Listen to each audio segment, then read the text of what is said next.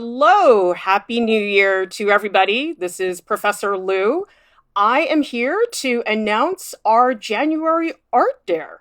But before I do that, I want to let you know, if you have not been here before, that we are artprof.org. We have video tutorials, critiques, art dares, professional development resources, and live streams. And I hope that if you guys like our content, that you will subscribe to our YouTube channel and ring the bell to make sure you don't miss out on anything. Our January Art Dare is to create an imaginary landscape using any art media you want. And this is very much inspired by our imaginary environment tutorial that we have available here on YouTube. It's also on artprof.org, and it's led by Julie Ben Bassett and also Kat Huang. If you have not seen this tutorial, check it out. There's some really, really cool techniques that Julie and Kat talk about that are really excellent in terms of generating different ideas for how to create imaginary landscapes. Hello, 10,000 Crows. Happy New Year to everybody. I want to show all of you some different examples to give you some ideas for ways you could come up with your own imaginary environment. And then afterwards, I'll show you some of the prizes we have for this month for our winners. Really cool things that we have in store for you. I have always loved this landscape from the Lorax, which is from Dr. Seuss. I think what's super fun about Dr. Seuss's landscapes, part of it is the super fun, whimsical colors, but also that some of the objects in his landscapes, they remind you of things, but they're not really specific enough that you can say, oh, look, that's a tree. It's not quite a tree. It reminds you of a tree, but it's not so accurate. Happy New Year, C-Word One. Thanks for joining into the chat, and drop by and say hello if you have not done so far. And this is actually a really cool landscape from Alan Lee. He was someone who did a lot of illustrations of Lord of the Rings, and these are from the 90s. This is, I believe, the forest where they find the Ents. If you haven't seen the movie or read the book, you can look it up. But actually, they did bring on Alan Lee to be a consultant with the movies. And so actually, even though his illustrations aren't in the movies, if you watch the movie, you will definitely see a lot of correlations. I mean, the thing I love about this piece is the sense of depth is incredible. Like, you can see these huge, gnarly trees in the foreground, and then you sort of tunnel back into the distance. Really beautiful use of atmospheric perspective. And if you don't know what atmospheric perspective is, we have a video on that, and it's basically a quick tool to show depth. And that might come in handy to you guys, so I will put that link in the video description below.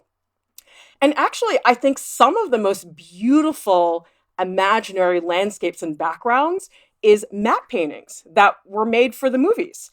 Some of them are extraordinary. I mean, I think a lot of people nowadays probably don't have a lot of experience looking at matte paintings, but a lot of these movies from like the 70s and the 60s, like this is from the original Superman movie, the one with Christopher Reeve. And this is this just beautiful landscape. You can see the crystals and the fog, and it's just a gorgeous landscape. Very, very convincing. I don't know about all of you, but I grew up with this wonderful illustrator named Ed Emberley. Some of you may have seen, he has a lot of instructional books for little kids, and they're very simple, but I adored his books. When I was a child, I would copy all his drawings. They were very simple, and he would give you really specific shapes that you could use to construct the drawings, but he was also a children's book illustrator. So this is a really cool, creepy children's book that Ed Emberley illustrated. It was called Suppose You Met a Witch. It's from 1973, and I just love the layering of this, the fluidity of the strokes, and then these gorgeous like thorns that are just climbing up the side. It's such an elegant graphic image. And so what I like about this art dare is that we're all going to be making a landscape. But the thing is, it's a landscape that shouldn't make sense in the natural world. And so that gives you a lot of space to change a lot of things. By the way, just so you guys know, we are still accepting submissions for our portfolio critique marathon. We are going to critique for 8 hours straight on YouTube.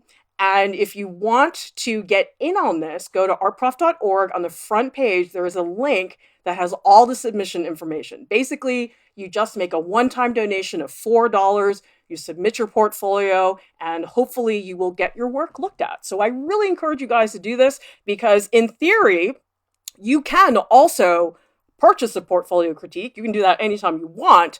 But let's just say we don't charge $4 a critique. It's a little bit more than that. So this is a great chance for all of you to get your portfolio reviewed for a very, very small amount.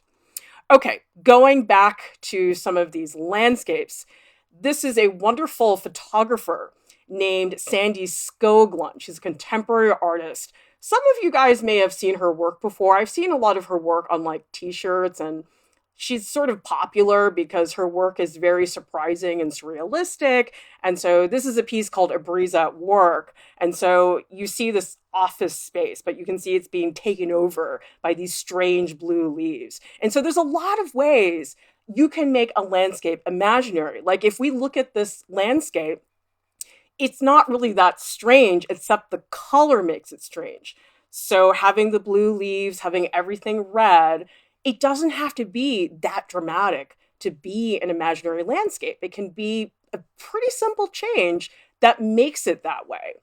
Here is a surrealist painter, Yves Tanguy. I don't know how to pronounce his last name, but he was one of the surrealist artists. He was probably around during the time of Salvador Dali, Rene Magritte, and there are all these spooky, strange, ambiguous, fluid shapes that are just existing in this strange void. I've always really liked his work because it's very spooky and very unclear exactly what's going on. But for me, that really piques my curiosity as an artist. Here is a wonderful children's book illustrator, Brian Wildsmith, and he actually just died a few years ago, I believe, and he did a book that I grew up with called Bluebird, and I just remember as a child thinking those were the most beautiful illustrations I'd ever seen in my life, and this is such a beautiful mountainscape from a book that he illustrated called What the Moon Saw in 1978, and it's just this like explosion of colors, but composition-wise, it's pretty simple. It's just a whole bunch of mountains on top of each other, but you can see he has a lot of fun playing with colors and playing with shapes. And now we have some really cool prizes for you guys. For example, one person is going to get to choose between an artist Instagram critique, a artist website critique, and a portfolio critique. So you can pick one of these three. We do normally, again, as I was saying earlier, you can purchase one of these at any time. You can purchase an Instagram critique or artist website critique, or you can enter the Art Dare and win it that way, which is pretty cool. And then for our honorable mention winner, we do have these really cool art supplies here. So these are Caran d'Ache Neocolor 2 crayons, and these are beautiful crayons, you guys. I know a lot of people associate crayons with kindergarten and really inexpensive supplies. These are like, if you were staying at the Ritz-Carlton, that's what these crayons are. And then you will also get from General Pencil Company, this is a charcoal kit. And so you can see looking at this that it comes with a lot of different tools, which will be really fun for you guys. So one honorable mention winner is going to get that. And we do post a lot of your submissions in our Instagram stories. We like for you guys to see what other people are doing. I feel like that is the most fun part of the Art Dares, is that you really do have this opportunity to see, okay, well, how is everybody else responding to the same prompt? Because there's just an endless amount of possibilities with what you can do with this. Because the thing is, like, I don't really think about myself as being really like a landscape person. But I'll tell you, once I watched Julie Ben Bassett and Kat Huang construct these environments, I was so excited to start. And actually, if you guys look in this thumbnail, do you see how there's this like little tree on the right side of Julie, and there's like a little plant on the bottom? So actually what we did for this tutorial is we purchased a bunch of like miniature plants. And she actually used those as references. And I just thought that was brilliant. We stole that from Alex Rowe, who is a teaching artist at Art Prof, because he said that he has all these house plants. And he said, as an illustrator, anytime he needs to paint a forest or some type of landscape, he just uses his little house plants. And I just thought that's brilliant. Okay, we're totally going to steal that for the tutorial. So I hope you guys will check out this tutorial, that it gives you ideas. And all you need to do is just hashtag ArtProfDare, tag us on Instagram, or you can post it on our Facebook page. If you don't have social media, you can also email it to us.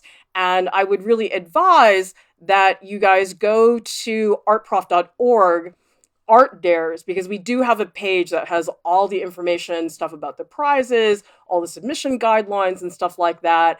And if you have any questions, you can always contact us anytime you want. So I really hope you guys will consider entering. And by the way, if you want more goodies, we do have a Patreon monthly giveaway. So if you become a Patreon supporter, first of all, you get exclusive content.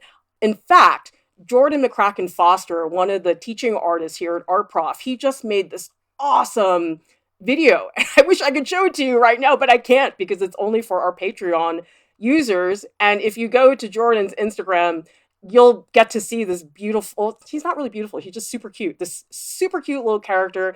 And he did a Procreate version where we could really see his process. That's the type of thing you get if you become a Patreon supporter, or you can be one of these fabulous people. Johnny Mack, Lahona Rampton, Ross Hines, Tammy Dreiger, and Sally Webster are top supporters who make everything possible at Art Prof. So you get goodies, you can be a top supporter if you want to, and I hope you guys will submit to the Art Dare. I'm really excited to see what you guys come up with, and I'll see you next time. Happy New Year, everybody. I'm really looking forward to what we do together as an artistic community in the coming year. Bye-bye.